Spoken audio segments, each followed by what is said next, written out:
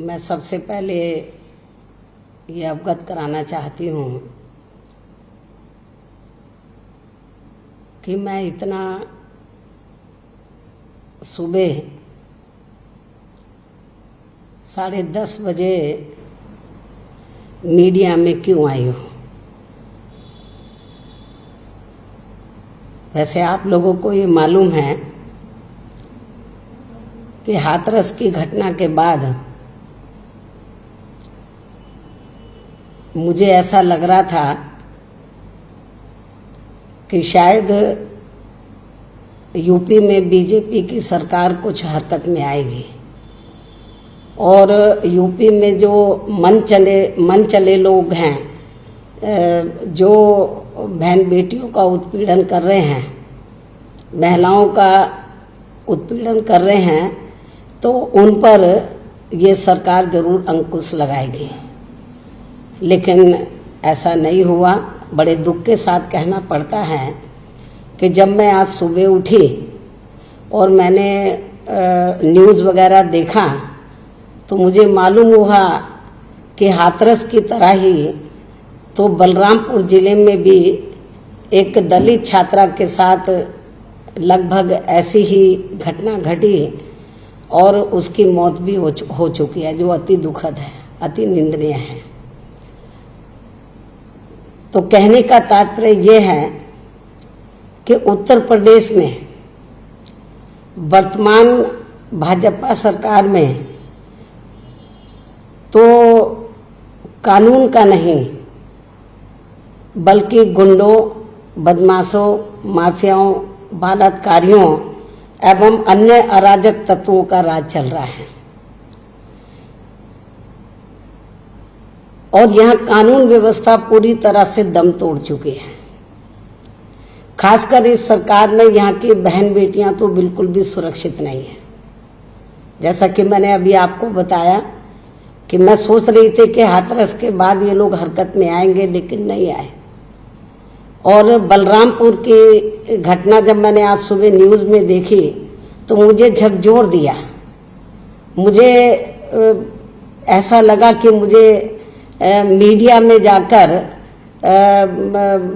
यदि यूपी सरकार नहीं जाग रही है तो मुझे केंद्र की सरकार को जगाना चाहिए। मुझे केंद्र की सरकार को जगाना चाहिए।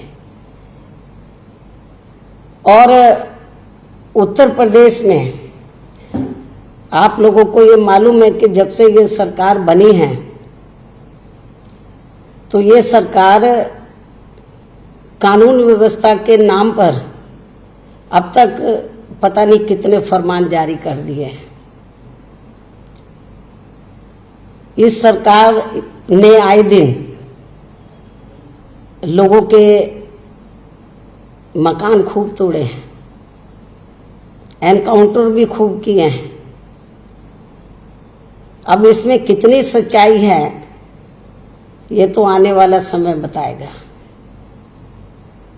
लोग तो ये कहते हैं कि जो कुछ भी इन्होंने अभी तक कार्रवाई की है लोगों के मकान तोड़ने में और एनकाउंटर में, तो इसमें ईमानदारी कम है बल्कि राजनीतिक स्वार्थ ज़्यादा है।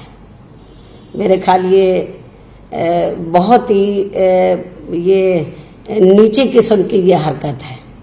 यदि ऐसा है जो लोगों की आम चर्चा है, यदि इसमें सच्चाई है तो ये इससे कोई यूपी की सरकार को हम अच्छी सरकार नहीं कह सकते हैं।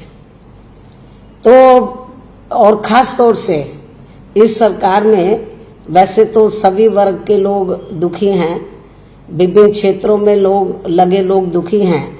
हर प्रकार का अपराध बड़े पैमाने पर बढ़ा है।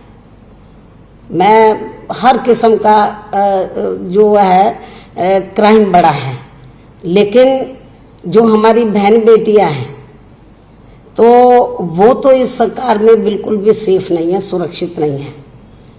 इतना ही नहीं बल्कि उत्तर प्रदेश के अधिकांश जिलों में आए दिन किसी न किसी रूप में यहाँ बहन बेटियों के साथ उत्पीड़न हो रहा है। दलित समाज की बहन बेटियां तो अब यहाँ कतई भी सुरक्षित नहीं है, जिसके अनेकों उदाहरण आप लोगों के सामने हैं। और इस मामले में खासकर अभी हाल ही में हाथरस की ताजा घटना ने तो पूरे देश की जनता को हिलाकर रख दिया है। और इस घटना के बाद जब ये घटना घटी, ये भी मैं आपको बता रही हूँ कि अच्छी बात है कि सभी पार्टियां, विपक्ष की सभी पार्टियां सड़कों पर उतरी हैं सरकार को जगाने के लिए। हम कोई उसके खिलाफ नहीं है, लेकिन जब ये घटना घटी और ये मालूम हुआ कि जिसके साथ ये घटना घटी वो दलित वर्ग की है और पुलिस और प्रशासन का रवैया बहुत घटिया किस्म का था परिवार के साथ जो है, और परिवार को लग नहीं रहा था कि उनको न्याय मिलेगा, तो मैंने तुरंत ही इसका गंभीरता से संज्ञान लिया और लखनऊ से मैंने 28 सितंबर को लखनऊ से श्री गयाचरण दिनकर के नेतृत्व में तो बीएसपी का प्रतिनिधि मंडल वहां भेजा 28 सितंबर को, कि मुझे सही तथ्यों की जानकारी मिल जाए और परिवार को मेरी ओर से ये दिलासा दिलाएं कि बीएसपी उनके साथ खड़ी है। और जब 28 सितंबर को श्री गयाचरण दिनकर के नेतृत्व में बीएसपी का प्रतिनिधि मंडल उधर परिवार से मिलने के लिए गया, तो वहां के पुलिस प्रशासन ने उनको उनके घर में नहीं जाने दिया, उनको थाने में बिठा लिया और कहा कि हम आपको नहीं जाने देंगे, तो हम उनके परिवार के लोगों को थाने में मिला देते हैं। तो परिवार के जो लड़की जिसकी मृत्यु हो गई है उसके भाई को और उसकी मां को थाने में बुलाया गया, वहां उनसे मिलवाया गया।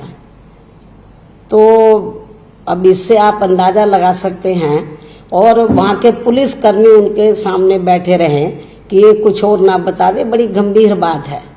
जब मुझे सारी जानकारी मिली तो मैंने बोला ये मामला अति गंभीर है, लेकिन इत्तेफाक से तो वो लड़की जिंदा नहीं रह सकी, उसकी डेथ हो गई।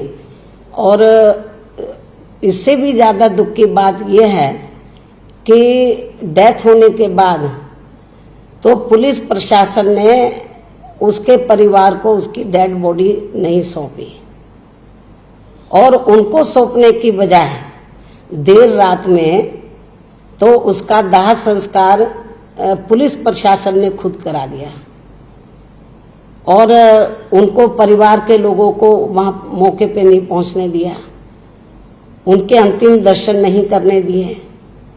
ये क्या है? ये जंगल राज नहीं है तो क्या है ये? और जब पीड़ित परिवार ने मीडिया में ये सारी बातें संज्ञान में लाई तो मैं समझती हूँ कि ये बहुत ही ये देखकर बड़ा दुख हुआ, और पुलिस प्रशासन इस मामले को पूरे तौर से दबाने में लगी हुई है। और मैं सोच रही थी कि जैसा मैंने शुरू में बताया कि सरकार शायद हरकत में आएगी, बहन बेटियों की हिफाजत के लिए कुछ सख्त कदम उठाएगी, लेकिन ऐसा नहीं किया। कुछ ही घंटों में तो बलरामपुर में एक दलित छात्रा की जिस तरीके से उसके साथ गैंग रेप किया, फिर उसकी हत्या की गई, ये दोनों घटनाएं ऐसी लग रही हैं हाथरस और बलरामपुर की, वो निर्भय कांड की याद दिलाती है। बहुत बुरा हुआ है। और इतना ही नहीं, पिछले कुछ घंटों में आजमगढ़ में, फतेहपुर में, झांसी में, बागपत में, बुलंदशहर में बहुत ऐसी घटनाएं घटी हैं कुछ महिला उत्पीड़न की। और कोई दिन ऐसा नहीं जा रहा जिस दिन उत्तर प्रदेश में 75 जिले हैं कि जिस भी जिले में महिला उत्पीड़न की घटना ना घटती हो। बहुत बुरा हाल हो रहा है। और मैं समझती हूँ कि ऐसी स्थिति में तो जब यूपी सरकार, मतलब हमारी माताएं बहनें तो जो हुकूमत कर रहे हैं, खासतौर से आदित्यनाथ योगी को मैं बताना चाहती हूँ कि आपने एक महिला के पेट से जन्म लिया है। आपको दूसरों की बहन बेटी को अपनी बहन बेटी समझना चाहिए, और यदि आप उनकी हिफाजत नहीं कर सकते तो बेहतर यही है कि उनको पीछे हट जाना चाहिए, खुद ही इस्तीफा दे देना चाहिए तो ज़्यादा बेहतर होगा। नहीं चला सकते हैं सरकार। और यूपी गवर्नमेंट जाग नहीं रही है, अभी भी नहीं जाग रही है, और केवल इस किस्म की ये हाथरस की घटना और घटना घटने से, उनकी आर्थिक मदद करने से या उनको प्लॉट देने से, नौकरी देने से तो इनके ऊपर जुल्म जाति नहीं रुकेगी। इनको सख्त कदम उठाने होंगे, जो ये सरकार बुरी तरीके से फेल हो गई है। तो मेरा केंद्र की सरकार को यही कहना है कि यूपी गवर्नमेंट नहीं जाग रही है। आदित्यनाथ योगी इस लायक नहीं है कि वो लॉ एंड ऑर्डर को संभाल सके। तो केंद्र की सरकार को जागना चाहिए। और केंद्र की सरकार से मेरा यही कहना है कि यदि केंद्र की सरकार ने तो आरएसएस के दबाव में आकर इनको उत्तर प्रदेश का मुख्यमंत्री तो बना दिया, लेकिन इसके लायक नहीं है कि वो उत्तर प्रदेश का में बढ़िया शासन प्रशासन यूपी की जनता को दे सके। तो मुझे क्या लगता है, बीजेपी को आरएसएस के से बात करनी चाहिए, उनके शिकंजे से बाहर निकलना चाहिए। आरएसएस के आपको उत्तर प्रदेश की जनता के हित में सोचना चाहिए। और मेरा केंद्र की सरकार को यही कहना है कि बेहतर होगा तो आदित्यनाथ योगी को तो जहां उनकी असली जगह है गोरखपुर में मठ में वहां बैठा दें। और यदि उनको गोरखपुर का मठ भी अच्छा नहीं लग रहा है तो अयोध्या में राम मंदिर का निर्माण हो रहा है, तो बीजेपी ये काम उनको सौंप दे तो ज्यादा बेहतर होगा। कम से कम जो आए दिन हमारी बहन बेटियों की इज्जत आबरू लूट रही है वो तो रुक जाए, और इसके स्थान पर वो किसी और ऐसे काबिल आदमी को मुख्यमंत्री बनाए तो जो उत्तर प्रदेश की जनता को अच्छा लॉ एंड ऑर्डर दे सके। और यदि नहीं बना पा रहे हैं और आरएसएस का बहुत ज्यादा दबाव है, तो मेरा बीजेपी के लोगों को, हाईकमांड को यही कहना है, केंद्र की सरकार को यही कहना है कि थोड़ी रहम करे उत्तर प्रदेश की जनता पर। आबादी के हिसाब से तो उत्तर प्रदेश देश का सबसे बड़ा प्रदेश है। और मेरा माननीय प्रधानमंत्री जी से ये कहना है कि आप उत्तर प्रदेश से चुनकर आए हैं, वाराणसी से कम आपको तो ध्यान रखना चाहिए। तो मेरा केंद्र की सरकार को यही कहना है कि जब आदित्यनाथ योगी से उत्तर प्रदेश नहीं संभल रहा, या तो किसी दूसरे को मुख्यमंत्री बनाए, वरना बेहतर यही है कि उत्तर प्रदेश की जनता के हित में तो वहां पर राष्ट्रपति शासन लगाकर वहां पे लॉ एंड ऑर्डर को बढ़िया बनाए। और मैं मांग करती हूँ कि उत्तर प्रदेश में जो इस समय जंगल राज चल रहा है, कानून व्यवस्था चरम पर आ गई है, तो मेरी केंद्र की सरकार से यही कहना है कि यहाँ पर उत्तर प्रदेश की जनता के हित में बेहतर यही होगा, बहन बेटियों के हित में यही बेहतर होगा कि यहाँ पर राष्ट्रपति शासन लगाया जाए। क्योंकि बहुत इनको कितना आजमाएगी बीजेपी, केंद्र की सरकार कितना आजमाएगी। अब तो यूपी में असेंबली के चुनाव के लिए ज्यादा समय नहीं बचा है, तो जब इनके बस की नहीं है सरकार चलाना, तो बेहतर यही है कि या तो नेतृत्व परिवर्तन करें या फिर यहाँ पर प्रेसिडेंट रूल लगाकर उत्तर प्रदेश की जनता को, यहाँ पर जो गुंडे बदमाश है, माफिया हैं, अराजक तत्व है, मन चले लोग हैं, जो बहन बेटियों की बिल्कुल भी इज्जत का ध्यान नहीं रख रहे हैं, मैं समझती हूँ कि उनको, इनसे जो जनता त्राही त्राही कर रही है, त्रस्त है, तो उनसे बचाने के लिए यहाँ पर प्रेसिडेंट रूल लगाए। तो ये भी मेरी केंद्र की सरकार से ये पुरजोर मांग है। और आज मुझे विवश होकर, खास तौर से मैं सोच रही, मैंने पहले भी बताया, फिर इस बात को रिपीट कर रही हूँ, तो जब मैंने बलरामपुर की घटना हाथरस के बाद कुछ ही घंटों में इधर ये घटना देखी मैंने बलरामपुर में दलित वर्ग के साथ, वैसे तो सभी समाज की बहन बेटियां यहाँ सुरक्षित नहीं हैं, तो मेरा अंदर से मैं बहुत तकलीफ हुई, मुझे लगा कि ये ठीक नहीं हो रहा है ये। तो इसलिए मैं आज मीडिया में क्यों आई हूँ सुबह, मेरे को एक एक मिनट बलरामपुर की घटना देखने के बाद ऐसा लग रहा था कि मुझे मीडिया में जाकर तो केंद्र की सरकार को आगाह करना चाहिए कि बहुत हो गया है, अब बहुत ज्यादा हो गया, अति हो गई है। केंद्र की सरकार को उत्तर प्रदेश की जनता के हित में सख्त कदम उठाना होगा। और सख्त कदम यही है कि इनको यहाँ पर बेहतर यही है कि प्रेसिडेंट रूल लगाए, नहीं तो बहुत बुरा हो जाएगा।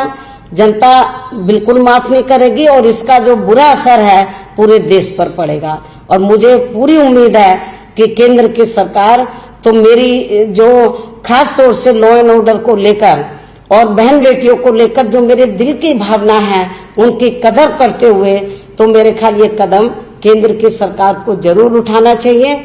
और मैंने कई बार, जबकि उत्तर प्रदेश के मुख्यमंत्री को कई बार बोला कि यदि आप उत्तर प्रदेश में बेहतरीन कानून व्यवस्था चाहते हैं तो आपको